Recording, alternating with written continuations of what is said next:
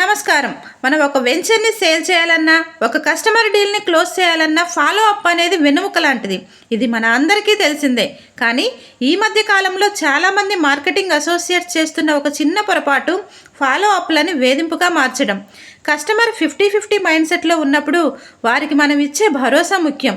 కానీ ఆ భరోసా ఇచ్చే క్రమంలో మనం వారి వ్యక్తిగత ప్రైవసీని దెబ్బతీస్తున్నామా అని ఒక్కసారి ఆలోచించుకోవాలి. రోజుకి 3-4 సార్లు గుడ్ మార్నింగ్, గుడ్ నైట్ మెసేజ్లు పంపడం, టిఫిన్ చేశారా, లంచ్ చేశారా అని అడగడం వల్ల మీ మీద గౌరవం పెరగదు, సరికదా విసుగు వస్తుంది. విసుగుపోయిన కస్టమర్ మిమ్మల్ని బ్లాక్ చేస్తారు. మీకు సేల్ తప్ప కస్టమర్ అవసరం లేదని వారు భావిస్తారు. నిజంగా ప్లాట్ కొనాలనుకునే వ్యక్తి కూడా మీ అతి వల్ల వేరే వారి దగ్గరికి వెళ్ళే అవకాశం ఉంది. వారం లేదా 2 వారాలకు ఒకసారి సైట్ డెవలప్మెంట్ ఫోటోలు మాత్రమే పంపండి. అప్డేట్స్ ఇవ్వండి.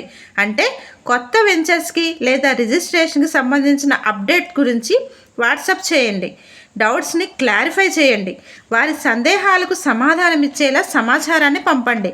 మీ మెసేజ్ చూస్తే కస్టమర్కు సమాచారం దొరకాలి, కానీ ఫోన్ తీయాలంటే భయం వేయకూడదు. మిత్రులారా, రియల్ ఎస్టేట్లో రిలేషన్షిప్ ముఖ్యం. రిలేషన్షిప్ ఉంటేనే బిజినెస్ వస్తుంది. అతి ఎప్పుడూ అనర్థమే. పద్ధతిగా ఫాలో అప్ చేద్దాం. ప్రొఫెషనల్ లీడర్స్గా ఎదుగుదాం. All the best.